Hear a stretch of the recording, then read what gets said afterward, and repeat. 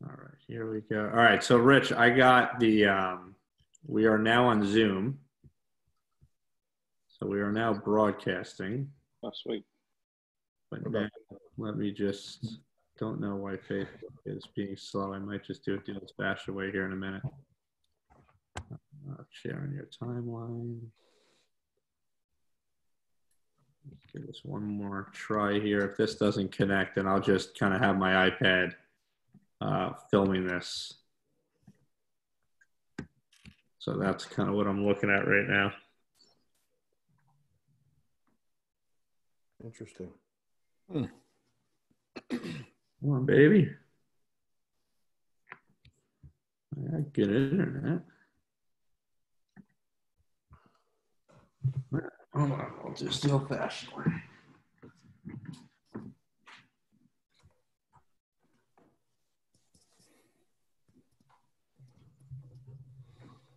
Hey, I got somebody's in.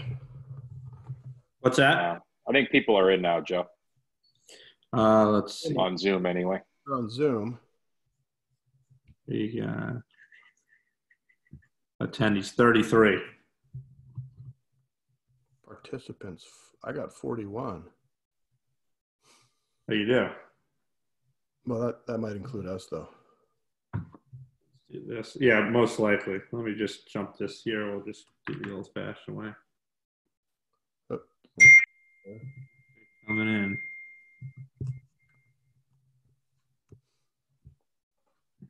All right, for those listening, we will be live in 2 seconds here. Thank you for everyone's patience. God forbid technology went accordingly. That's right.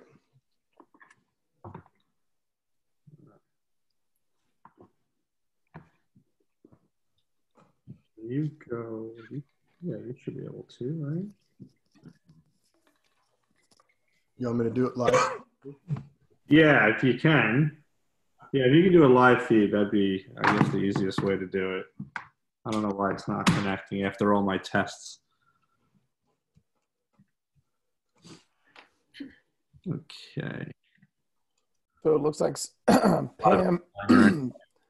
Looks like Pam from all panelists says can't get audio. Looks like some of us are muted, though. Yeah. Am I muted? No, you're good. No, you're good.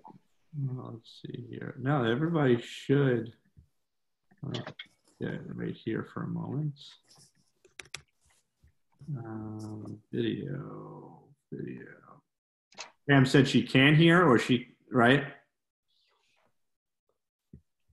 All right, looks like most people can hear us, though. All right, well, let's, Kev, are you able to kind of video this? I'll get it on in a sec. Go ahead and start. Okay. All right, so coaches, thanks again. Rich, thank you. Kevin, thank you. I just want to, before we jump into this, introduce everybody, kind of where they're coming from, why they're here.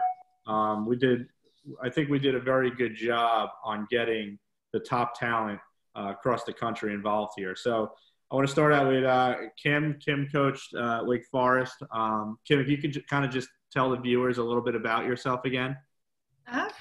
Kim Llewellyn. I'm the Wake Forest women's golf coach. This is my second season there at Wake Forest. Prior to Wake Forest, I was at University of Virginia for 12 years. And prior to that, I was at East Carolina. And then my first gig was at the Citadel. So been coaching a long time, love it. And glad I'm here to talk with you guys. Yes. Well, thank you again, Kim. Dave from UConn. Dave, how long have you been at UConn for now? This is my just finished my 13th year at UConn. Before that, I was the assistant men's golf coach at the University of Illinois. Before that, I was fortunate to be the women's golf coach at Florida International, where I met Kim. And then I was at St. Thomas University before that for 4 years. Gotcha. Well, Dave, thank you. Yeah. Keith, coming from Colgate. Keith, tell us a little bit about yourself. Yeah, thanks, Joe. I just got done my 10th season as the golf coach at Colgate. I got very lucky in that I was hired at Colgate with no coaching experience. I started coaching right after I got done trying to play professionally, which I did from 2006 to 2009, and have loved every minute of it since. Well, most minutes anyway. Great. Keith, where'd you grow up? Are you from up there? Yeah, I'm originally from Hamilton, New York, right in the same town where Colgate is. Gotcha. And Rich from Columbia. Rich, I know a close friend of mine, Steve Colton, certainly played for you back in your NYU days. So why don't you kind of just catch us up a little bit on kind of your background? Sure. I went to school for music. Didn't have any intention of being in the golf business, but I played at NYU for 4 years. I wound up coaching there for 5 years after I graduated, and then 15 years now at Columbia, so 20 years all in. It's been a lot of fun and good to be on the call with a bunch of friends. Awesome. And Kaylee, why don't you kind of, as we were just discussing, you just finished your a fun first year at Richmond, for sure. I did. Why don't you tell us a little bit about yourself? Yeah, so I'm actually originally from Nashville, Tennessee, and played for Kim at University of Virginia, and then played professionally for a few years. And Kim, I got a phone call from Kim to come be her assistant. So I was her assistant at UVA for 4 years, and then just under Rhea Scott at UVA for 1 year, and then just took this job end of June. I guess I have finished my first year as a head coach now. It's been an interesting into my first year, but juggling all of it and learning a lot, so that's cool. That's awesome. And then I just want to introduce a dear friend of mine, Rich. Rich is the founder of Second Nine Consulting. Hope I said that properly, Rich. And he's also an AJGA golf advisor. I met Rich, I believe it was at the AJGA Killington event, and we've worked with a few juniors together. Rich, if you can kind of just fill us in a little bit more on what you do.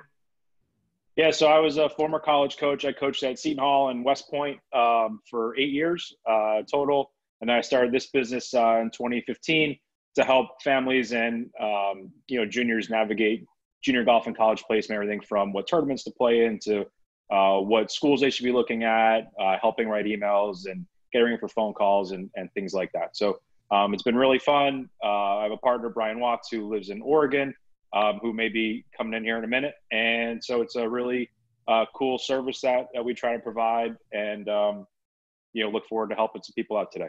That's awesome. And Kevin, we got a top 100 golf instructor, Kevin Sprecher from Sleepy Hollow.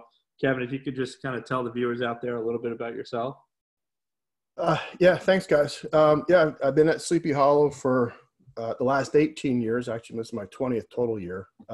Been worked for Jim McLean for about 20 years or so.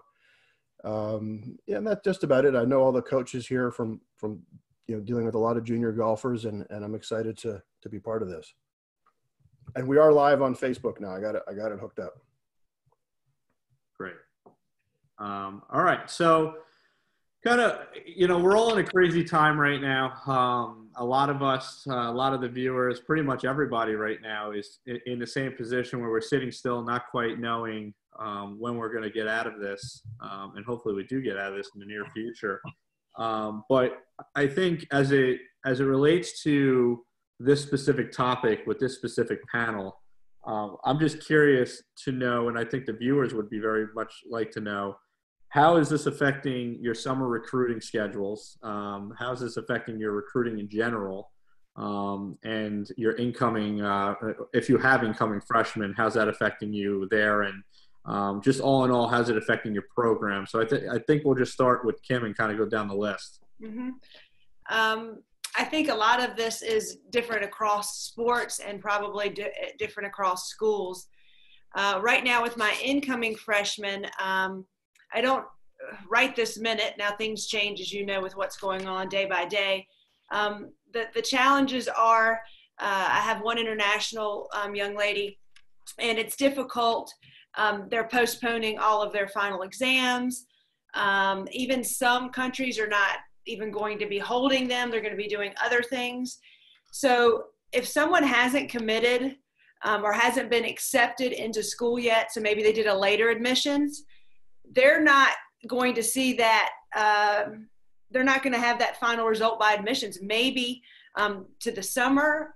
What happens if they don't get to finish some of their exams? My young lady who has already been admitted, well, now we've got a clearinghouse situation where is she going to be able to get the information that the clearinghouse needs quick enough in order for her to be eligible to play in September? So there's a lot of different challenges based off of where everyone is in the admissions process. And even in other sports, you're really seeing that as well. Otherwise, from a recruiting standpoint, Callie and I were supposed to go to overseas together this summer, so I think that's on the back burner. But what you're noticing is, we're just going to have to take it day by day, situation by situation, and when we're given the green light to go recruiting, trying to find those folks that are out there. I'm sure schedules are changing for the junior golfers. They're not being able to play as much possibly. They're going to want to be changing their schedules to get as much, FaceTime with coaches as they can. They start recruiting in June 15th. So there's just a lot going on that's up in the air that you'll have to play day by day. And how is this affecting, and I'll let all of you kind of jump on this, but if you have any internationals that you're recruiting or that are supposed to come in September, how is this affecting them? Anybody else want to grab that? You want to hear that? Well, you specifically, Kim, right now, do you have any, is that one person international? Right. Yeah, so I have an international young lady. She's already committed, Mimi Rose, so she's from England. And so right now, we have to see when her final exams will be taken. Once they're taken, will the clearinghouse be able to do what they need to do compliance-wise for us to have for her to be clear to be eligible for a September tournament. So The timing of this is going to be, I feel like the NCAA, and Rich might be able to talk a little bit about this too, but the NCAA is going to have to make some arrangements to make these things happen a little bit quicker, even if it's a waiver, until things are completely set. So there's going to be a lot of traffic with the eligibility center that they're going to need to get done quickly to make things happen for young ladies to be eligible and men. Right. Thanks. Dave, what's going on up there up in Connecticut? Just in general speaking, that I think for the recruiting process, we're all just going to have to hit pause and wait to see where we are with, player development across the board, because a lot of these young men and women are going to be off form. It's unfortunate for senior golfers because those late bloomers are going to have to be even later bloomers. And I think if junior golfers want to jump on an opportunity now when they can't play their normal schedule, I think the fitness component, functional movement work, and seeing their PGA professional and tighten up their fundamentals and making sure that when the bell rings, they're on form and ready to go. We don't have any international kids coming in. And I know we're supposed to speak in generalities here, but I think that, the NCAA, I agree with Kim, that there better be a game plan in place, because a lot of kids are going to be putting a lot of their paperwork in last minute for fall sports, not just golf, but for everybody. And some teams get together, I know field hockey and soccer and such, those teams get together in, June and July. So I think everybody's got to be patient, on the parent side and the coaching side. But I think it's going to be important that we all, pump the brakes and, just take it day by day. But when it comes to the recruiting process, I think it's important that you reach out to some credible people like Rich and, Watsy, Brian Watts, and your PGA professional. It's a great team to use to help with the recruiting process. It's so important because you've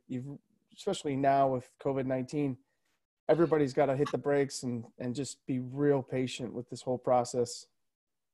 And just to confirm, Dave and all the coaches, you guys can email with parents and players, call and text as long as they're of age, or if they're juniors or seniors now, but there's nothing on or off campus until, is it still April 15 for everybody, or do people have different, any different times, or schools pushing that back independently, or any update on that?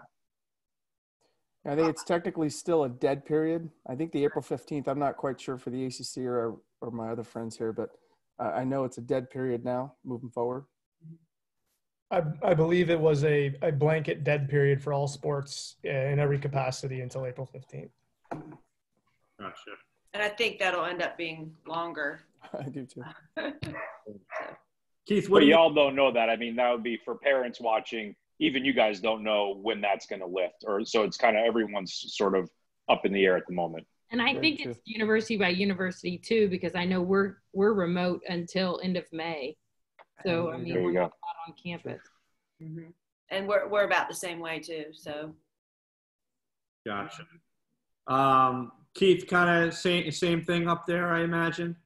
Yeah, the biggest thing that I've been talking with my colleagues internally here at Colgate is, we rely, with the academic nature of Colgate and the emphasis that is placed on it, all of the SAT and ACT test dates have been canceled and have now been moved till the summer. So as far as trying to get pre-reads and things of that nature from our admissions department, what that timeline is going to look like for getting feedback and, being able to communicate with prospective recruits about their candidacy is just going to get pushed back again with everything else.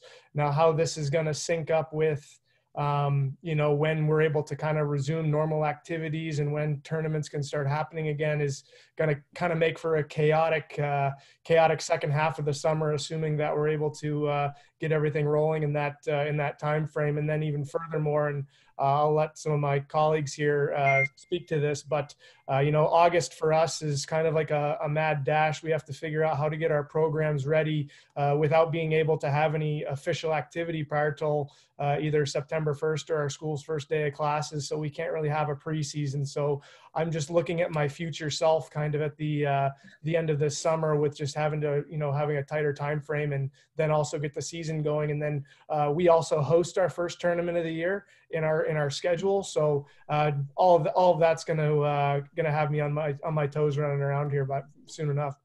And I think for the listeners would be to be patient. Once we are lifted, we're in, as coaches, as you all know, we're still in these new rules that we're trying to figure out. And now we can pay, for official visits that are juniors and with the new recruiting, starting right after your sophomore, June 15th. So we're trying to figure out the new recruiting rules on top of all of this. And so I would say be patient with the coaches. If you're not hearing back from a coach or, be patient with us because we're trying to figure it out as well. And just be in great communication as long as the rules apply, and Rich and your teaching pro can help you with that. But just be patient all around with this, because I think the coaches and the players and the teaching pros, we're all trying to figure how to navigate some of this as the days go. Gotcha. I have a question, if I'm going to jump in here, just going back to what Keith was talking about with SAT and ACT scores. I know a lot of schools, or not a lot, but some schools are going boards optional. Do you think, or have you heard anything from your admissions where they may either do that on a short-term basis because of this, or do something in the future because of all that's going on? Keith, why don't you start?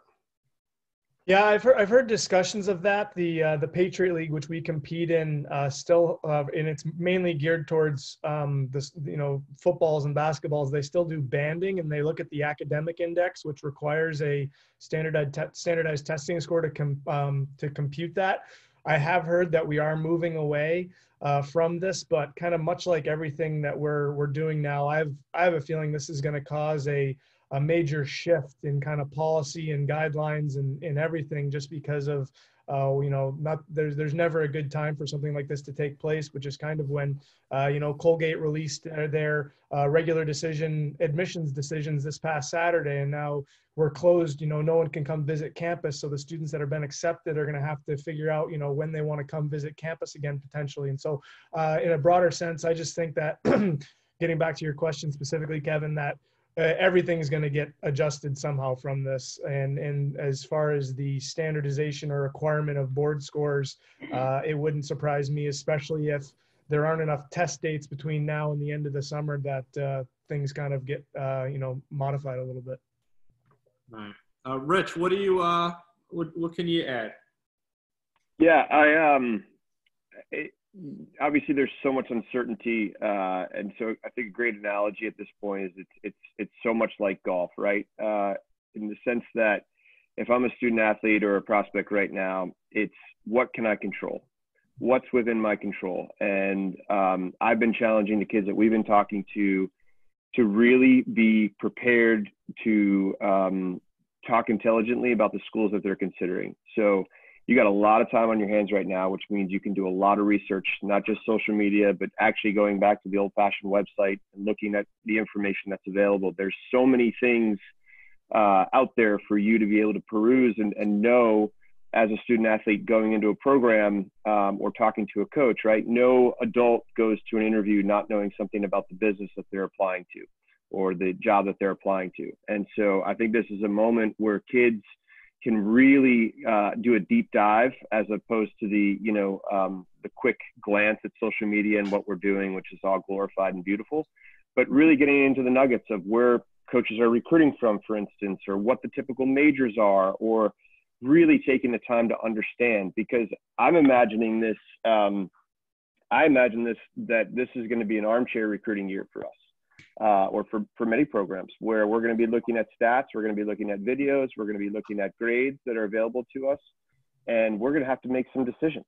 And so if I know that a kid has really done his homework on my institution and really understands and can talk intelligently about what we do and where we're going and how they can fit into that, that's going to catch my eye, because I'm not sure I'm going to be able to be out there this summer to recruit and watch golf swings and watch golf.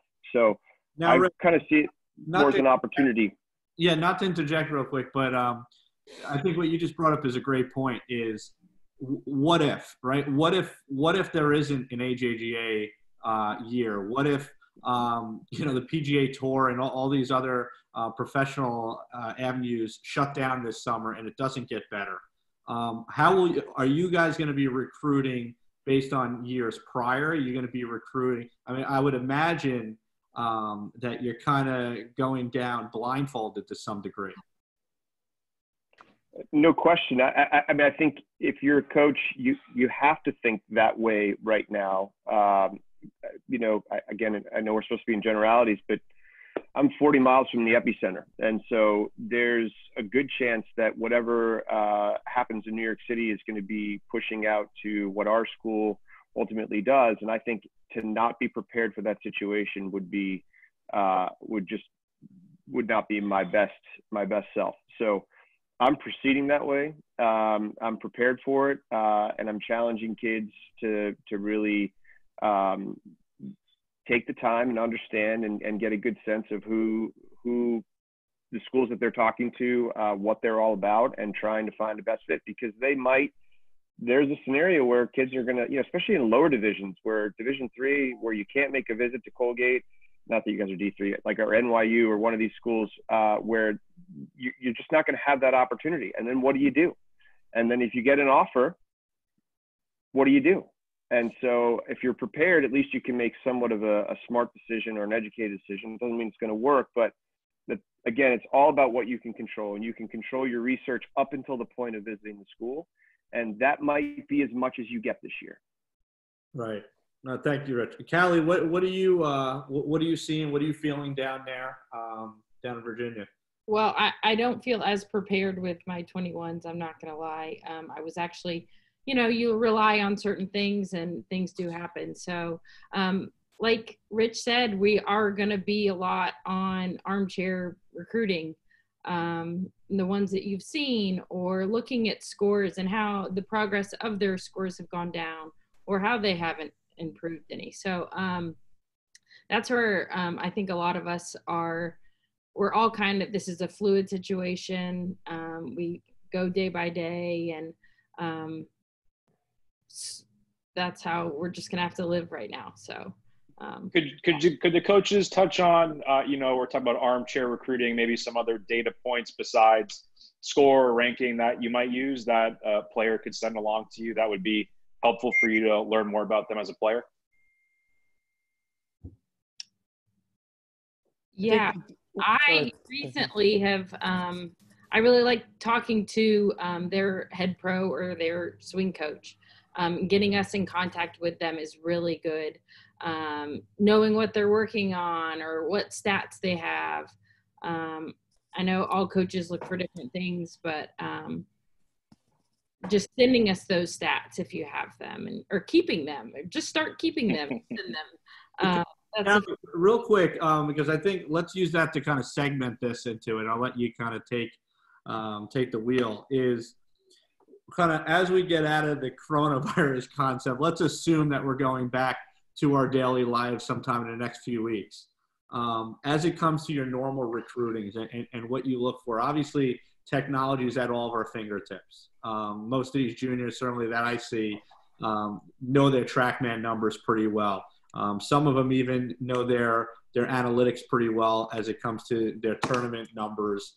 And I'm curious on whether it's KVest, whether it's SwingCat, whether it's TrackMan, whether it's just the juniors using all these different type of apps that kind of take their rounds, their tournament rounds.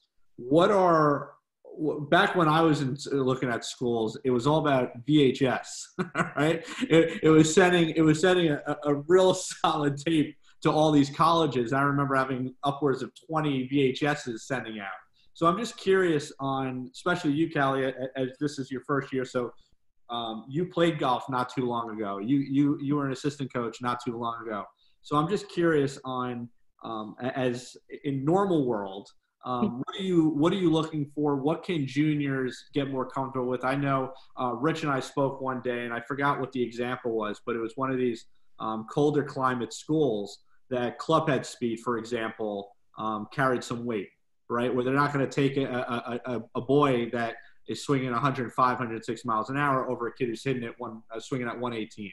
So I'm just curious on kind of what you look at, especially from a women's coach. I mean, club head speed's huge for me, for a female especially.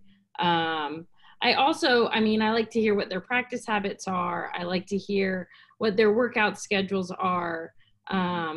There's so many aspects that we do look at, and I do like stats. And yes, we look at ranking, but we, like I said before, we look at the progression of how they've gotten better. How did you get better? Telling us those things. I like a good short video. I'm not going to lie. I will not sit and watch a 2.5-minute video. A 30-second, you're just sending me golf swings. I like that. With your does it bother you? I know if I was a college coach, this would bother me.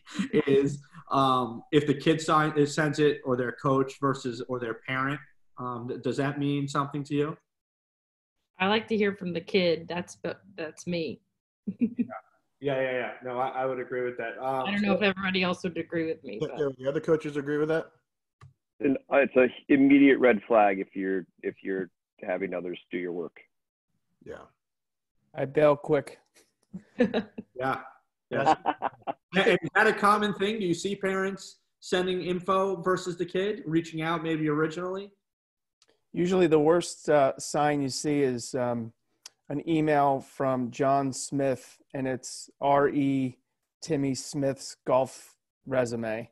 And the first line is my name misspelt, and then they're referring to another university. And then it's I want to introduce you to my son, be interested to talk to you. Like this is their first quote unquote job. So it'd be good if the parents would proofread the emails and that type of thing, but send it from their email. I get more excited when I hear or I see an email that's from like Timmy Super Soccer Pro 95 at AOL, because he's had that email forever, than his dad that's at Deutsche Bank or whatever. And we don't coach their parents, we coach the young men and women. So it's better if it absolutely comes from them. And you club pros are great, but coach those kids up on how they present the information and how they send the TrackMan information. Yeah. Forward it to them and let them send it to us, because sometimes we don't know what the pro's email is, and we get, I don't know, I get a ton of emails every day.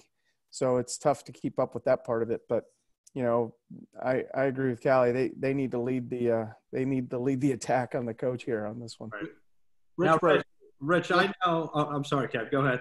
Rich Brazil, going along what Coach Pizzino just talked about, is there some kind of online resource for parents and kids to go onto to help to know what the coaches are looking for, how to put together a video, how to email a coach? Is there something out there that you know of? Yeah, there's lots of really good information that we've done on the AJGA website. If you go to, I think parents, there's a drop down with a bunch of articles, as well as on Junior Golf Scoreboard, there's a ton of great articles that have been written that lay things out pretty simply.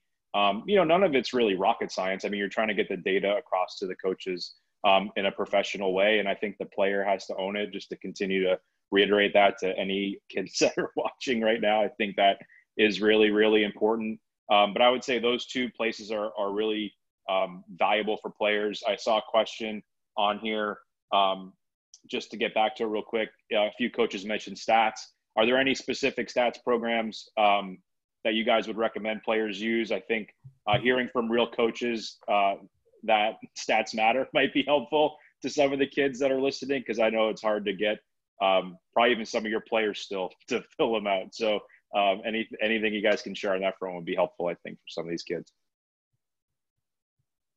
I like GameForge. I think it's user-friendly. It's easy. You put in your stats and it will pop out practice solutions based off of what you need to work on. So I'm a big GameForge fan. Along with GameForge, it also takes 5 minutes to put your stats in after. So it's not daunting for the junior golfers to go in, and it doesn't take an hour to put in after your round. So. This goes to Rich, Columbia Rich. That's what I'm going to call you now, Rich. Columbia Rich. Rich, I know you're into data. Certainly, what I've noticed is the Ivy League guys are, and I don't mean the coaches, I mean the kids themselves, the student athletes themselves, are super into the data, the way their brains work. I'm curious on what you do, what you look for in your recruiting process. You know, we've seen you out there kind of from the woods really eyeing up these kids. So I'm curious what you're looking at, if there's anything specifically you look at more than something else. Yeah, I think I'm incredibly blessed to have the guy who literally wrote the book, Mark Brody, for strokes gained, be 100 yards from my office. And I think GameForge is good, and any of these programs that are really enabling you to self-diagnose what parts of your game you need to work on. You know, so many lessons just start at the driving range and or on the lesson tee. And how do you know that that's where you should be? What data do you have to be that that's what you should be working on? So we challenge our kids because they all practice the stuff that they're good at. So it's like, let me see your data, and then we can formulate a plan on what we need to work on based on, you know, your strokes gained putting, or maybe you're just not very good from 100 to 125 yards, or maybe you are a rock star with your 200 to 250 shot. And so it really directs practice. Obviously, at all of our schools that are academically minded, if you could go to practice every day just going, well, this is what I really need to do, rather than kind of going and touching every station. And sometimes that's appropriate. But could you imagine how quickly you could just kind of put in your 90 minutes and go, all right, I've fixed this, or I'm working on this, rather than, you know, kind of just firing shots into the night and not really being sure. And so we really look at that.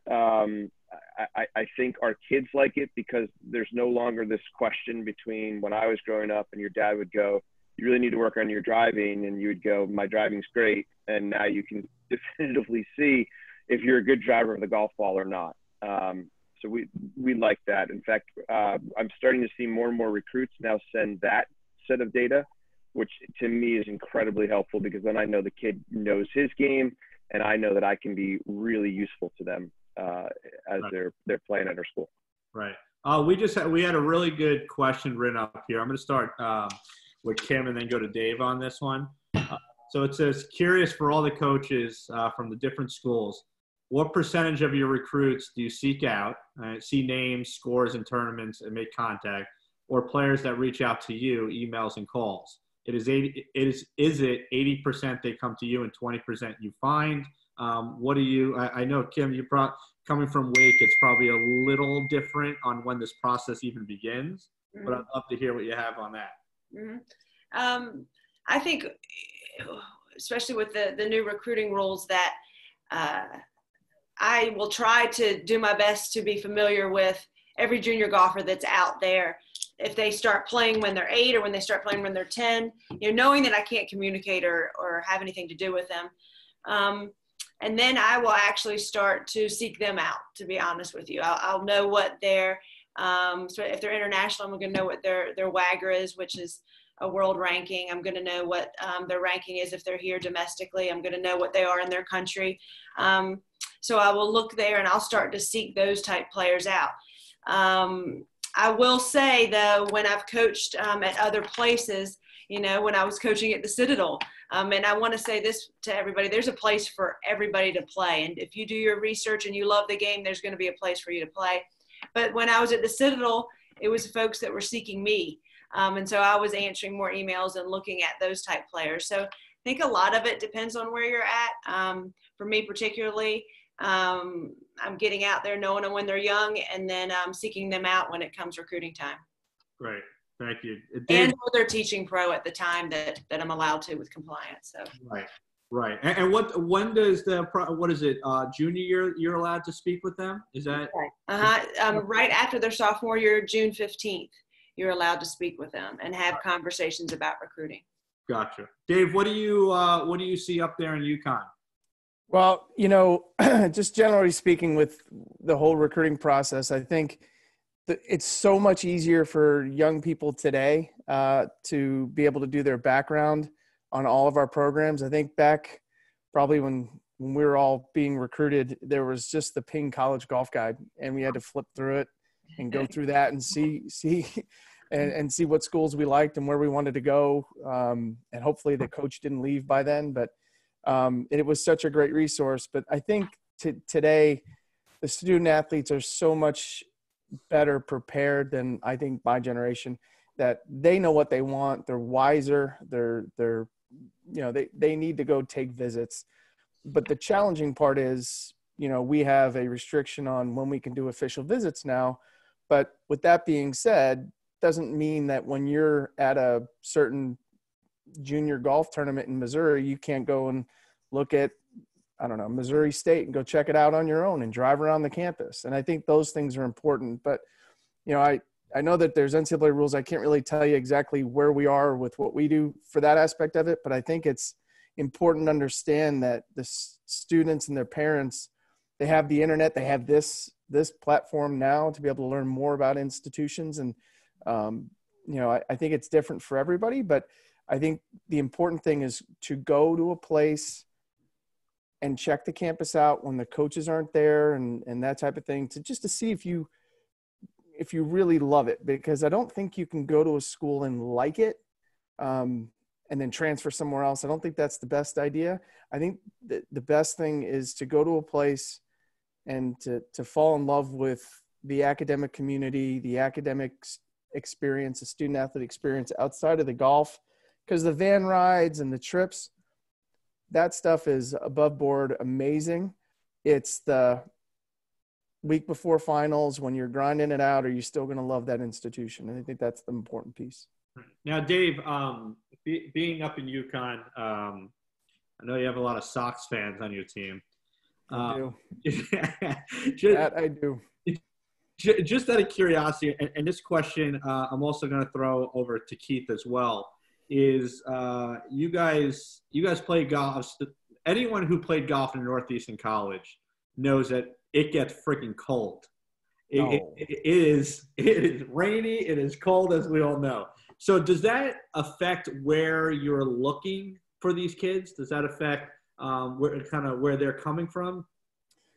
Again, I think it goes back to, I want kids that love UConn and that love the student athlete experience that's built at UConn. So, we are in New England, but golf's played outside. And a couple years ago, they played a national championship at Rich Harvest Farms, and a lot of teams weren't prepared because they hadn't played out in that kind of weather. And we play outdoors, so we just try to find kids that are hardy, that like to travel and work hard. We've been out in qualifying when it's 40 degrees and raining, and then it snowed. So we get the gritty ones for sure. Now, Keith, I know it gets very warm up near Colgate. What? Near Colgate, not at Colgate. How do you guys go about this? As far as where kids are from, I just throughout the recruiting process, you just want to put all the information out there on the table, just so there's no, oh, I didn't think it was going to be this bad, or coach, I'm not ready to play in that. I've had kids on my team from Florida and California and from all over the place. And it's just about, the way that I try to frame it is just giving them perspective about where we are in the practice process, where we are in the season, looking ahead, to a week of weather, and seeing that, we might have 2 or 3 days that are better than the rest of the week, and putting more emphasis on practicing on those days. But ultimately, to touch on Dave's point, it comes down to, falling in love with the institution, because that's going to be your home. And, golf is obviously going to be a big part of that, but you still are going to class. You're still, living in a community. And so your overall happiness, obviously, we're all in the game of golf. We want it to be nice out and sunny and have golf courses in great shape. But the reality is, we have this window of idle time in between our fall and spring seasons where, you kind of have to learn to, kind of live in the community that you're surrounded by. And so for me, it just comes down to communication, making sure that all of the factors that are at play are communicated effectively, and really just, making it, there's, Colgate is a smaller school in a very, very rural environment. And just, if a kid needs a city environment or something else, just make sure that is, the reason, making sure that they choose the school for the right reason. And so I've never had a kid leave Colgate because the weather wasn't good enough. Right. And just to kind of, for the viewers real quick, I think it's very important. I'm sure that the coaches would agree with this, is pick your school, choose your school that fits you academically first. Because there's so many kids out there that I see that just want to play college golf. And I also think a lot of them get caught up in the Division I title, where it's not, it's you don't want to transfer after a semester. And I certainly see that a lot more so in the smaller schools, because they had that one opportunity to go. So I just wanted to touch on that. Kevin, I know you had something to bring up real quick. Yeah, I've got a few questions that are coming up through Facebook and some other things. And let me start with, actually, Kim, I'll start with you, and then if each coach can kind of answer. So the question is, how do you find out about kids that don't have the financial ability to play in AJGA events or some of these national junior events? There's a lot of kids that it's expensive to go out and play these events, and there are a lot of good players, but their families can't afford to go to these events. So how do you find these kids? Mm-hmm. It's a great question. I think, be honest, it's you. It's where they're getting their information from, where they might be getting lessons from, or even their high school coach reaching out and saying, "Hey, I've got a player for you. I think you should be interested. Maybe go watch them or that type of thing." I think it's networking. To be honest, networking with instructors, networking with high school coaches. Those are the way to find. I always call the diamonds in the rough, and I've been fortunate enough to coach a lot of them, and we rely on you guys for that quite a bit. Saying that, we still, I still check out how the high school players are doing, and I'll still check out, getting on the paper and seeing what's going on locally. So, I still do a lot of that.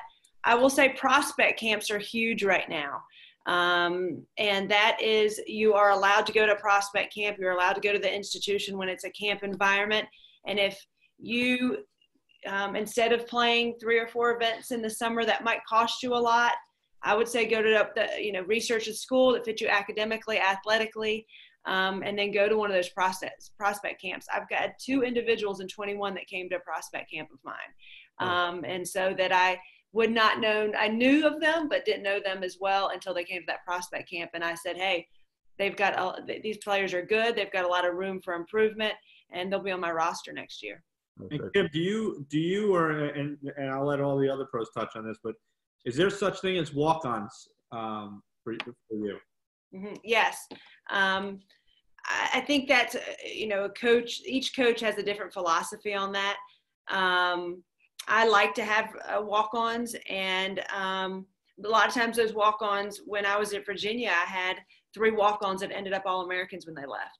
So it doesn't necessarily mean that a lot of times they want to come to the university. There might not be a spot scholarship-wise. They have the means to pay, and they're going to get a great education. They're going to get great athletic facilities, and a lot of them can grow their sport to shoot. 2 of them play on tour right now. So, I mean, I'm just saying it can happen. Mm-hmm. Callie, what do you have to add on that? I really agree with Kim on walk-ons. I like them, yes. We're a really high academic school, and so in those regards, you have to look at people that do want to come for the education. Can you guys just reiterate that maybe these players are sort of recruited, they may just not be on scholarship, or are you saying you're going to have a tryout when you get to camps? I think that's a pretty common misconception for a lot of families. I think a lot of them are recruited walk-ons that you've watched and you've followed.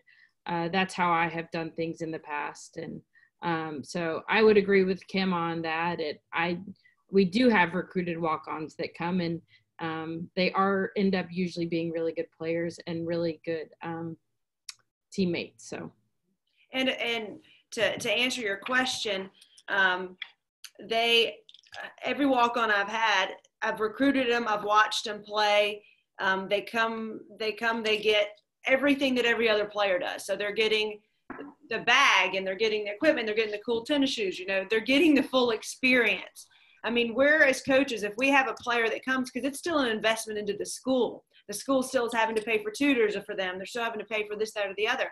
So it's still an investment. So I'm putting my trust in this person because I see something that, hey, this person could play for us and help us to win championships and make some good memories. And so they might be, I hate the word walk-on because, like I said, I've had a lot of players that have ended up All-Americans and that you could have put in that category, but they just had the means to be able to play, and I didn't have a spot for them. Right. How about Rich from Columbia? Rich. Joe, can I jump in there for a second? Yes, please. Who's there? Hello? Rich from Columbia, you there? Oh, looks like we lost Rich. Oh, Rich. Okay. There we go.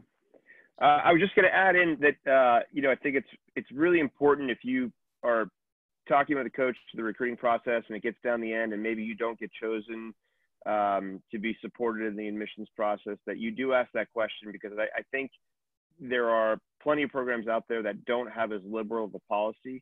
I know Keith carries quite a few guys, and I know at least in the Ivy League, many schools have what we call roster management numbers, where you could be having to choose between 2 kids and the kid says, well, that's fine, I'll try to walk on, but we legitimately don't even have a spot for them on the roster. And that's all backed out of Title IX information, which is different per school. But it's really important to, as a recruit, to ask that question, Coach, if I were to be accepted on my own, is there a spot for you or a spot for me? And the answers are going to vary. And so we have a finite number at Columbia where, even if Tiger Woods walked in tomorrow and said, hey, I want to play, and we don't have a spot, we legitimately don't have a spot. So the reason I bring that up is because it might influence your choice about where you ultimately want to go, if playing college golf is so important to you that that you want to have that part of your experience, you had better know that you have a spot potentially on that team later on down the line, because it's not the same at every place. Yeah. Now, Rich, is that a Columbia thing? Is that an Ivy League thing? Is that across the board? No, well, Title IX says you have to have, there's 3 prongs of Title IX, and the school has to hit one of those 3 to make it compliant with the federal law. And so as I understand it, you have to have an equal number of female athletes to male athletes. And so when you throw football in the mix, you start off at 100 to 0. And so that's why you have to have that balance between, now if schools use one of the other 2 prongs, I think there might be some different sets of leeway. Everyone calculates it different, but I'm fairly sure that there's rules in place everywhere to make sure that people are hitting those numbers. Now, while we're on the topic and while I have you here, and I want to hear this from all the coaches, is if that was to happen to a junior, how do you feel on gap years? Is this something that you have kids that come in gap years? Do you not? What's your take on that? I think it's a slippery slope. You only get one before the clock starts ticking, and so you need to be careful about that. And I think that's a very careful conversation with whatever coach you're dealing with, because recruits will go, hey, well, if I can't do it this year, what about next year? And it's like, well, we might not already be onto that class. That class might already be committed for the following year. It's really hard to know, and it's a personal decision that I think each family and kid needs to judge on their own. Right. Okay. Thank you. Dave, what do you on those 2 points? Well, I think the gap year, like Rich said, it's all individualized. I know that it's been very productive for some kids, and I like to see the maturity aspect of it kick in. And Joe, are you asking me about the walk-on position? Yeah, I'm curious on however you want to define walk-on. Yeah, I think the walk-on piece is a little antiquated, because what Richie said is that a lot of the times universities don't have a big enough window at the beginning of the year to run the old school 3-round grinder where you may or may not take a kid. Right. Because I think there's so much golf to be played over the summer, especially down in your neck of the woods. There's so many great amateur events. Right. That I know a bunch of coaches that'll just say, look, we don't have a walk-on tryout per se, but play in these events and let's talk afterward. And like what Kim was mentioning is that they're just part of the team. They're just not at a different, a scholarship level if that's a need. But there's been kids at plenty of institutions that have started out as the quote unquote walk on and turned into Rudy, and didn't have a scholarship and then earned a scholarship. So right. I think that aspect of it is I think that's the glamour part of the D1 deal is you get a lot of gear, right? But I think to be successful at any level of golf, you have to be hungry, and it's really difficult to be hungry when you're overfed. And by overfed, I mean given a lot of gear, you have, right. Like you fly privately, that type of thing. Those are great aspects of it. But the important piece is you got to go find a place that you love. And sometimes that is saying, look, I want to go to XYZ University. They're out of scholarship money. I've played against all these guys or gals, and I know that I'm ahead of them on Wagger. I'm going to go there. I'm going to plant my flag and, kick some tail while I'm there. And, whatever happens, happens. And if the parents and the family have those means to do it, that's great. But I think the walk-on piece, like Rich was saying, is I don't know too many places that really run a walk-on tournament any longer. Right. I think those things are hard, especially with our window of practice that we're limited to moving forward. Hey, coaches, is there any value for a player or a family if they don't need a scholarship to let you know that up front or in advance? Is that something that would make a difference in your mind? I think it's important if you know, the right institutional fit is there.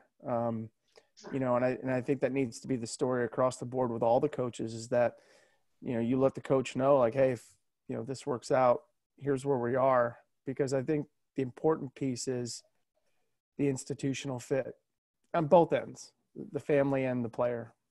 All right. Now, real quick, Dave, while I have you here, we got a good question. I'd like to hear from everybody on this one, because this is one I've always been curious on.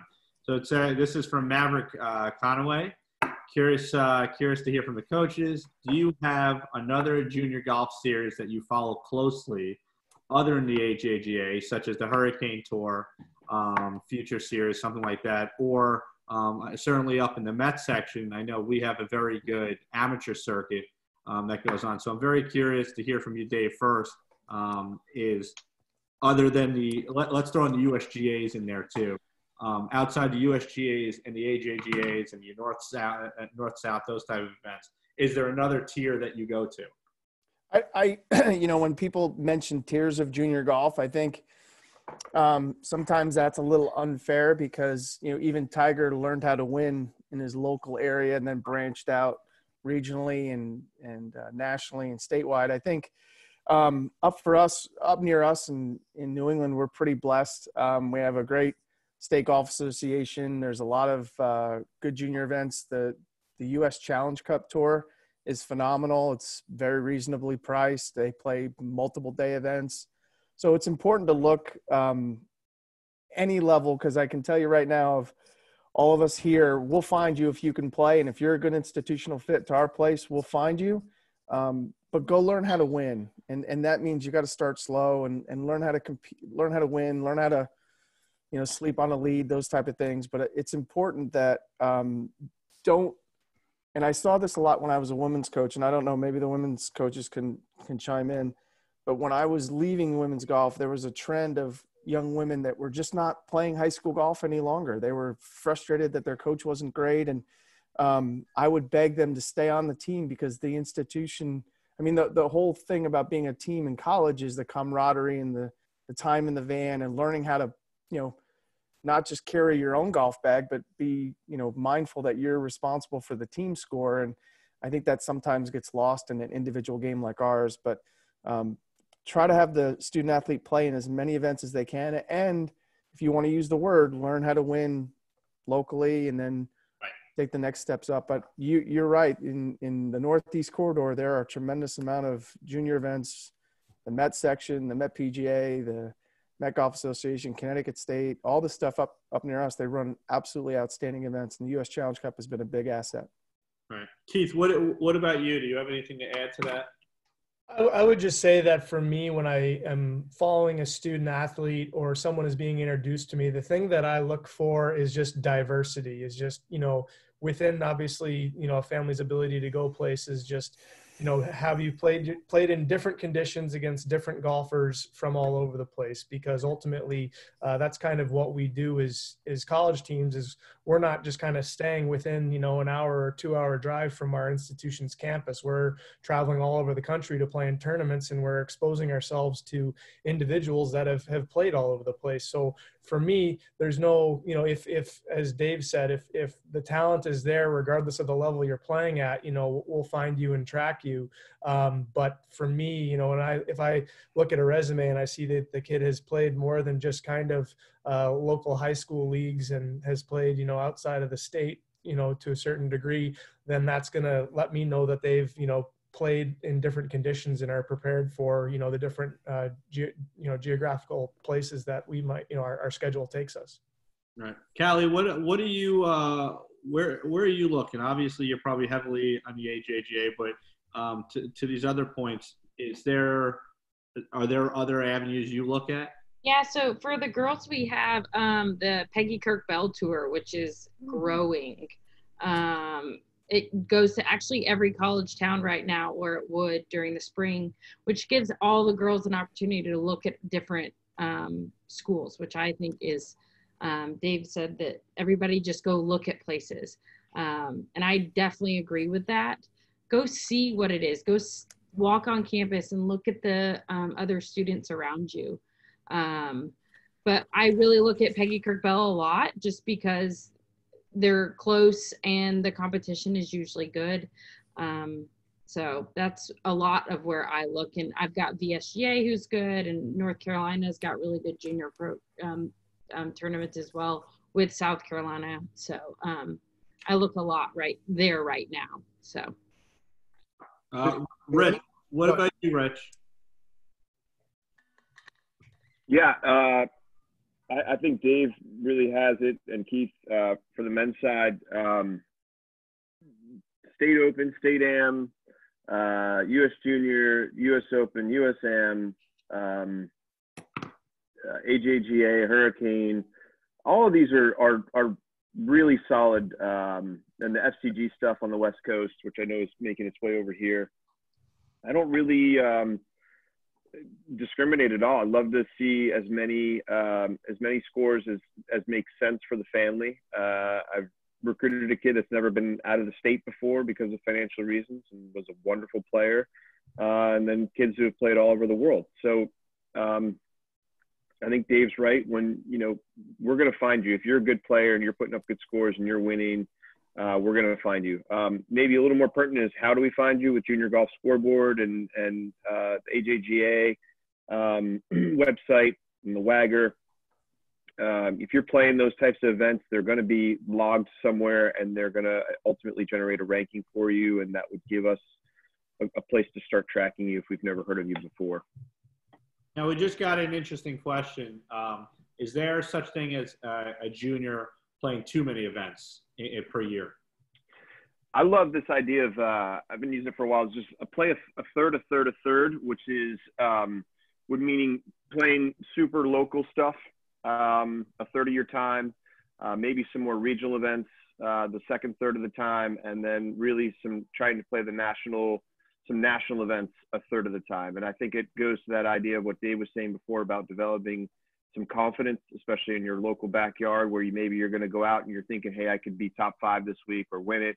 And then maybe you're going to go to an AJGA and you're thinking, man, if I could be in the top 10%, and then you're going to like a USAM qualifier where you're playing against college kids. And if you were in the top half of the field as a junior, man, that would be pretty good. I don't think anyone necessarily expects you to qualify, but if you put up some good scores on what we know are to be tough courses or equitable to what we're typically playing, that's a great sign. Gotcha. And then I would say one of the final questions here, and then we'll open it up, see if there's any other ones to bring up, is, and I just want to run right down the list. Kim, we'll start with you, is what age does this process begin for you with these junior golfers? Or what? Let me rephrase that question. What age should they start reaching out?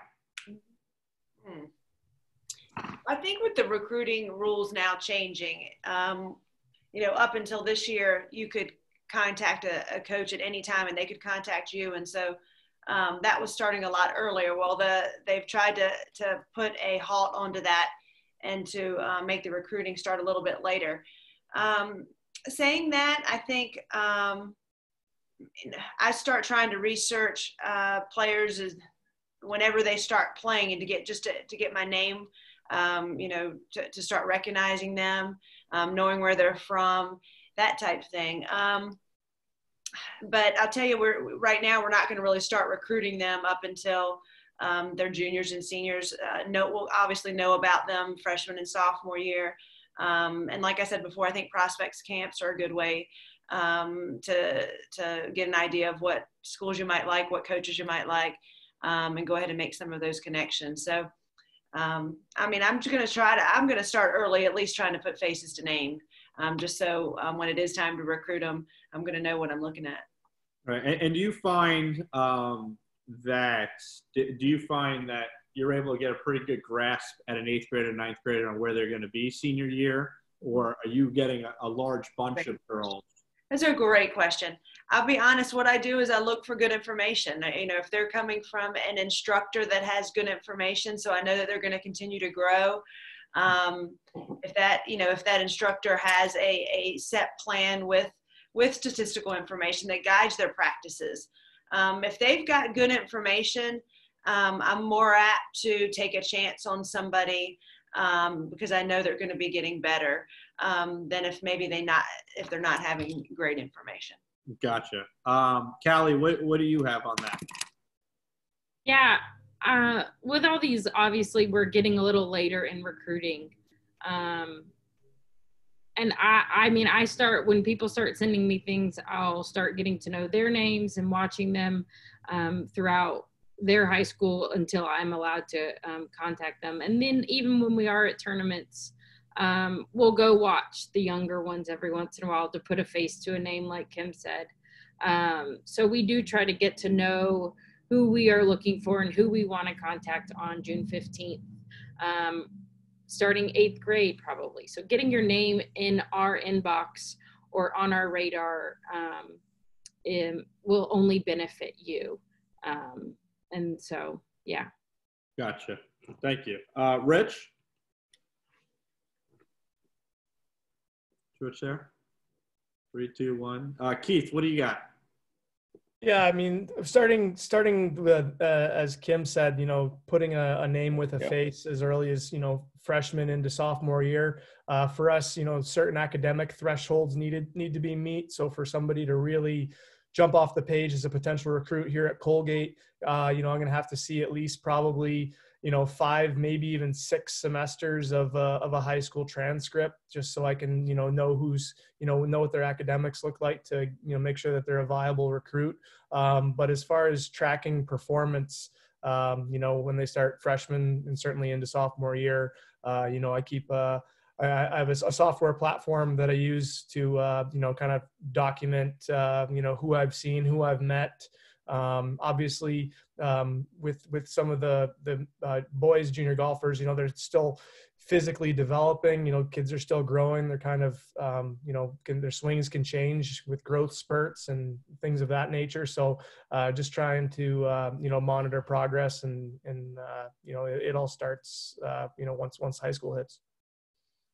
Gotcha. Sorry, my mute button was all good, Rick. Why don't you come on in? Yeah, I think Keith and I are pretty much lockstep there. I don't know if there's a specific age, but love the idea of the camps on the early side of things. Obviously, with the rules, that's the quickest way. Just really getting to meet the families and the kids. You really can't fake it for 48 hours. You can fake it on the golf course for 9 holes.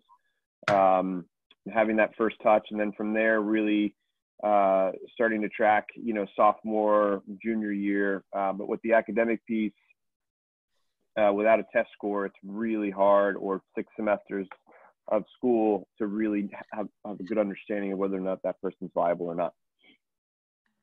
Gotcha. Dave?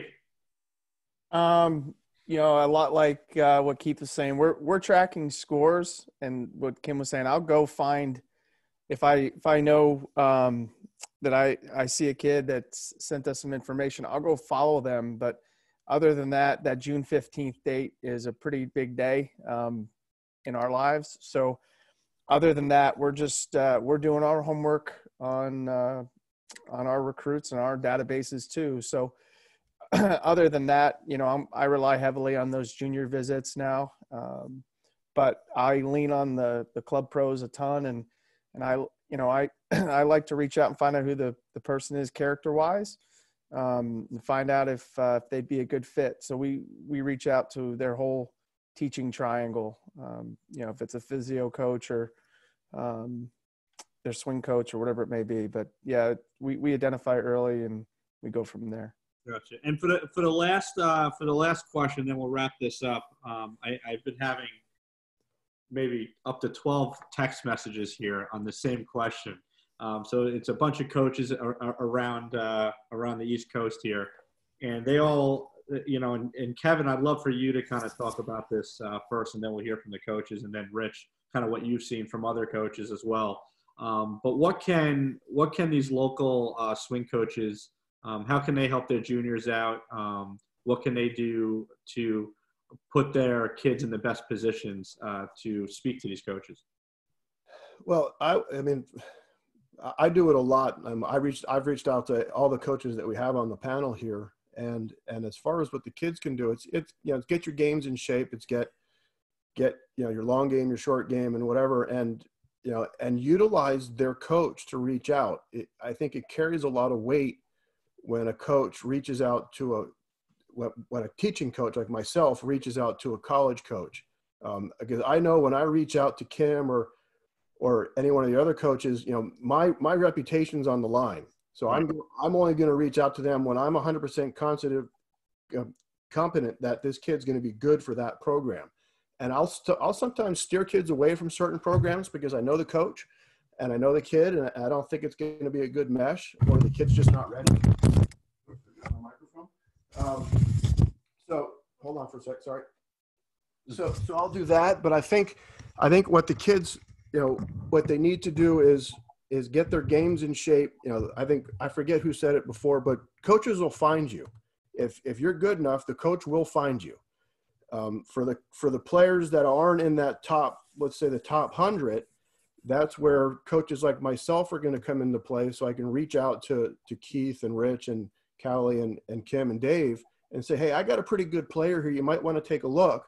But I'm going to be honest. I'm going to say, look, right now there might not be a starter for your team, but in 2 years when they're a senior, I think they're going to be really good. And I think that information coming from me, carries a lot of weight, not just because of my stature in the business, but just because they trust me.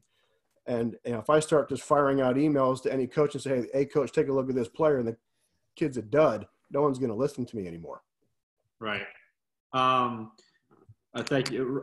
Rich, Rich Braz, what do you see out there? I know you speak to a lot of these instructors. I know you have personal relationships with a lot of them. So what are you seeing out there? Yeah, I mean, Kevin's spot on. I think you have to,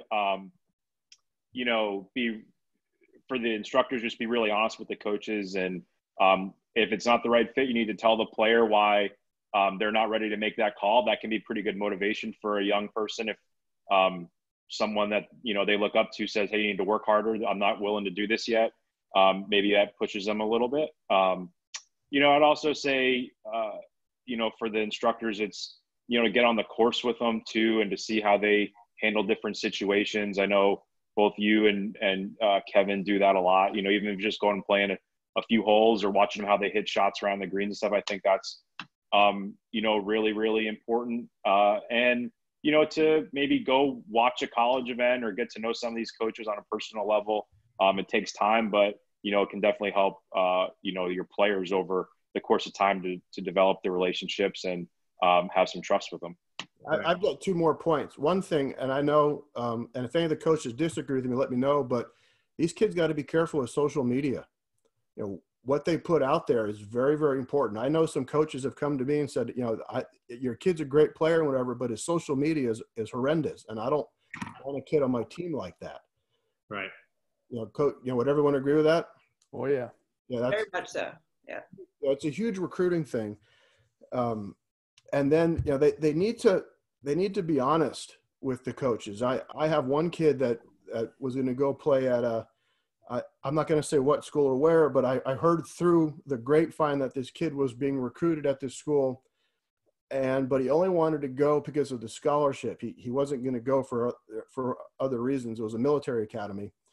And I heard through a friend that this was what it is. And I called the coach. I said, Coach, you got a great kid. I know he's high on your list, but here's what I heard from his friends. And so you really got to be honest and with this and, understand coaches every year, you only have 1 or 2 spots that you can take, and right. You're all looking at the top players. And so it's, you're taking a risk. Your jobs are on the line when you recruit these players. Your job is to recruit a great team. And that's what you're supposed to do.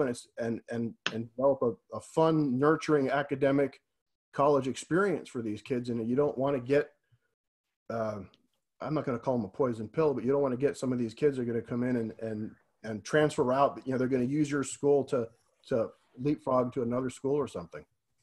I think it's a really key point for kids and parents to hear, like the coaches, for the most part, the swing coaches aren't going to lie, for you. They're going to tell the coach behind closed doors kind of what they think, and then it's certainly up to the college coach to make a determination. But put your best foot forward with the coaches and get to know them. And as their mentors for you, they're going to, do everything they can to help you down the line. Yeah. Rich from Columbia, I'm going to start with you to kind of answer this question.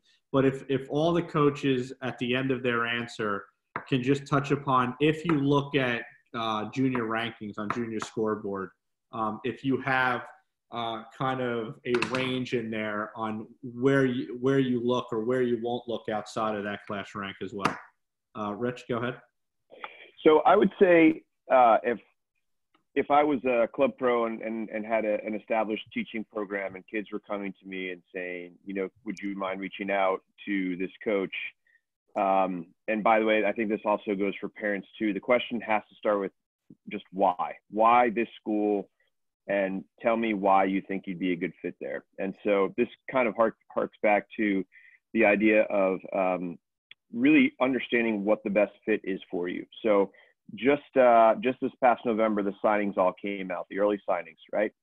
And so you can see based on where your own ranking is in Junior Golf Scoreboard or AJGA, where these kids have signed, where they're going to school, right? So that's your first indication. If you're ranked 3,000 and you're looking at a really strong Division I school where you can see that 2 people have been signed and they're in the top 300 on Junior Golf Scoreboard, it would be hard for me as a PGA professional to reach out to that coach and say, I think this kid's a good fit, because at this particular time, they're just not, and they're not in the same ballpark. And same thing with parents, and paying for schools and going to look at schools. Well, tell me why you want to visit there. And if a kid can answer in this particular way, well, I know from U.S. News World Report, the average is a 30 ACT score, and I've got a 31. I know that you need at least a 3.5. I've got a 3.7. And I had to look at their golfing roster, and I could see that they heavily recruit from this state, or last year they took someone from our section. Well, these are all things where it shows me as the parent or the PGA professional, the kid's taken the initiative and he thinks, based on all the research he's done, that he's belonged there.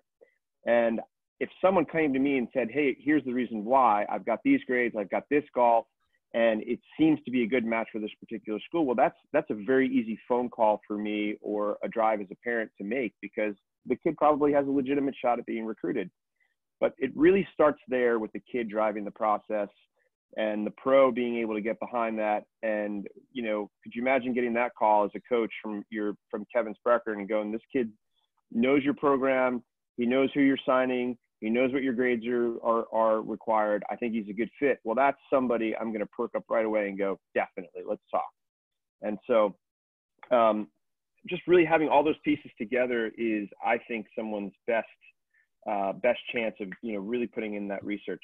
The other piece is, I don't think I can answer in specifics based on what typical numbers that I recruit on. So I'm going to defer on that one. But what I would say is just to point you right back to the Junior Golf Board signings, and you can see what kids are signed for 2020 for all of our schools right there on Junior Golf Scoreboard. You can also see their resumes, what tournaments they've played in, what their scoring average is, what their stroke differential is. I mean, that's a great place for you to start.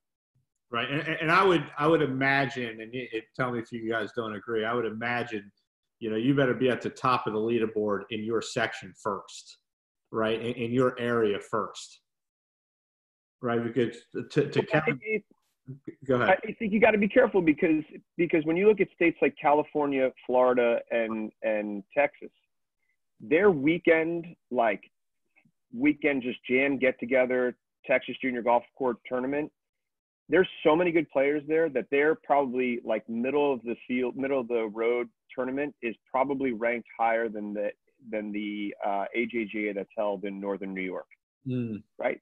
That's how strong those fields are. And you have to have some understanding of those sections to really think about it, because a kid that's finishing top 20 in California AJGAs is a very solid player compared to maybe a different part of the country where golf is not as concentrated. Right. Well, thanks again, Rich. Dave. I think that the junior golf scoreboard stuff is important, but I think at the end of the day, and having to speak in generalities here, but I think all of us coaches can look at it like, can we spend a 4-hour bus ride with this young person? Are they willing to put in the work? Are they coachable? What is their PGA Pro, their swing coach? What are they doing? I think it's important to find out, and I bet a lot of coaches think this too, that, we want to know how you're spending your free time and who you're spending your free time with. So the social media piece is important, because if it's flooded with a bunch of parties and hanging out and acting like a fool, you can't hide from that any longer. So those things are important, but the junior golf scoreboard stuff, that's a tremendous resource, because you can use it to be a tremendous measuring stick with who we put together on our teams. But I think at the end of the day, all of the coaches in the United States, we're here to win. We're here to develop student athletes, but we want to create a championship culture. And sometimes that junior golf scoreboard number won't tell us the whole story, right? And I think it's important that we get in and do those visits and meet the young men and women and spend some quality time with them and see if they are a good institutional fit. Because I've had in my 24 years, I've had guys that have not been very strong on the National Junior Golf Scoreboard, and especially on the men's side, because these guys are growing and maturing later in life. And I think it's important that just go out and try to develop as a player and do the best you can, and do your research on the schools, because not everybody can play at Wake, and not everybody can play at Richmond and Colgate and Columbia. There are places for everybody. I think that was brought up earlier today that, I played at a small community college in northern New Jersey where I started out. So I think it's important that the junior golf scoreboard thing is great, but it's important that you find the right institutional fit and the right student athlete experience. That's the most important thing. Yeah, Keith? I always say in the recruiting scheme that I recruit good kids first, good golfers second, because to Dave's points, we want a culture that is going to be, every guy's putting the team first. They're going to be great ambassadors of your school, because golf is a very tight-knit community. And I even have, relied on within, of course, the parameters that the NCAA sets, some of my former alumni to, talk about, prospects and kind of get to know them more than a resume or a ranking can indicate. And I also, will lean on my fellow colleagues, other coaches to, talk about kids and just try to get that really the most information possible, just so that we know that if we're extending a commitment or something like that, we're welcoming somebody into our family, that they're going to be as great of an ambassador for our school, not during just their time there, but also afterwards. All right. Callie, what about you? I mean, we all talk about best fit, and I really do. There is a best fit for everybody, and I do think it takes research to find that best fit. And like we talk about right now, in our times, you guys do have we have the time to do the research. And I really, for the teaching pros, be real with your students too. I really think that's important. And yes, you guys try to guide them places and guide them in a certain direction. But it really is important for you guys to be honest with them and, hey, did you do your research on that? Did you see what they're shooting? Are you shooting that? If not, maybe let's strive to shoot that, and then let's contact them. So I think but I also, there is a fit for everybody. And their first place they look may not be it. It may take 15 visits before that, but there is a place for everybody. Right. And Callie, just to your point, and just for the viewers, I just want everyone to be clear, because there's people I walk onto my lesson to that aren't this clear, is when you say be honest with what you shoot, that's in a tournament setting. Correct. Okay. Just so we're all clear there, because I have a lot of people that walk onto my lesson tee who they'll look at, let's say they go, a girl golfer looks at the Richmond golf tournament that Richmond played in. and it was pouring rain, but that's not said. And you have a girl who shoots 84, and then the girl on my lesson tee, you know, she might have shot 77 at her best ever in a junior yardage, and thinks that, hey, now I could play for Richmond. So I just want to make that clear, and I'm sure everybody here has seen that. But when you say be real on what you shot, it's what you're shooting in a tournament setting, not with your parents or not with your buddies on your own home golf course. Right. Right. Just to be clear there.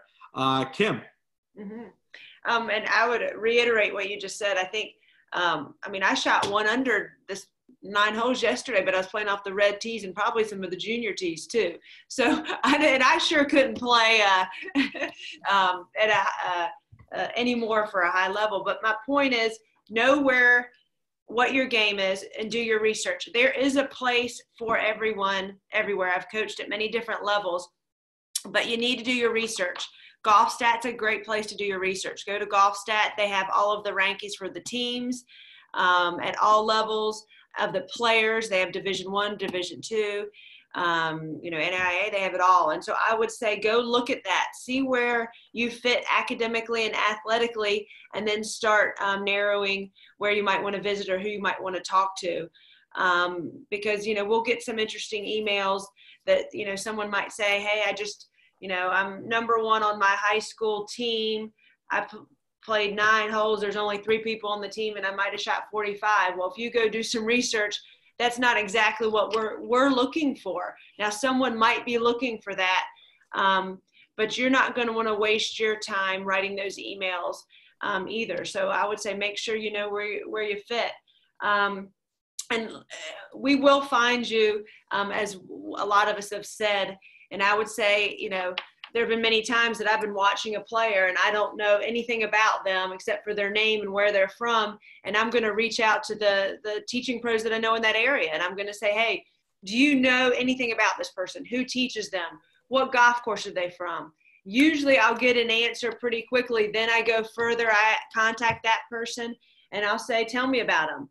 Are they hard workers? Do they have a growth mindset? So you'll start getting information that way. And we both do that domestically and internationally. And so we're going to find you. We're going to know a lot about you, and we're going to do our research as well. So you will be a good fit for us as well. Great. Well, I just want to thank all the coaches. And before we kind of wrap this up, I just want to kind of go over a few things, and if the coaches have anything left to say. But I guess the common denominator here is if you have a junior and they're really hungry, there's going to be a place that they can play golf. Exactly. 100%. Right?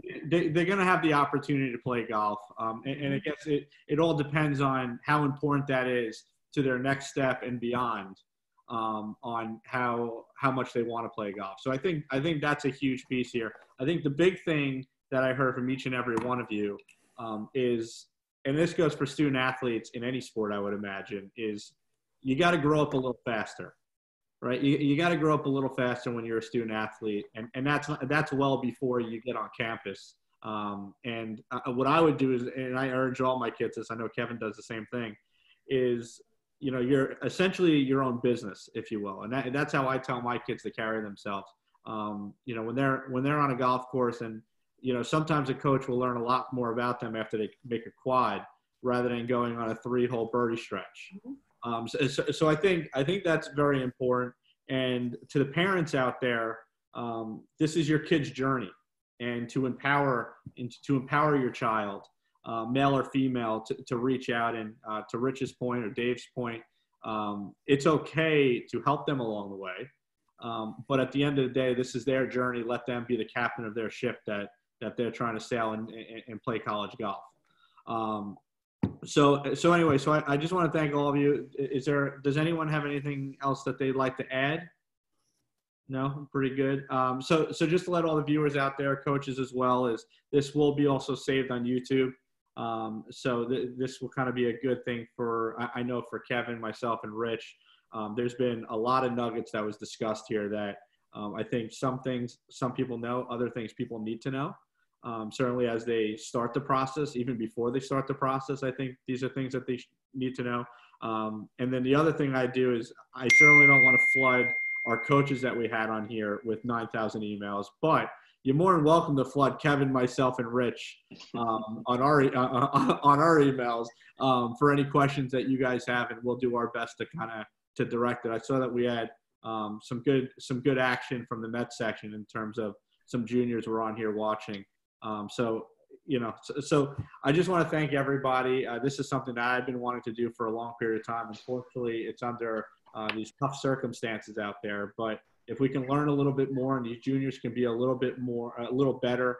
And my biggest thing is while these juniors are at home, just because you can't be on a golf course, perhaps it doesn't stop. This thing never stops because as Rich said, and I remember Rich echoing this some time ago, is you have one spot perhaps a year. Maybe on a great year, you have 2 spots. So someone's going to outwork you. So my advice out there to these kids is don't be outworked. Do not be outworked. And when you get to college, just understand when you get to that college point, it just gets harder. It's the hard part isn't junior golf. So, but anyway, I just want to thank each and every one of you. It's awesome to have experts speaking on this. And then Rich, is there anything kind of that you'd like them, because I know this is what you do along with the college coaches.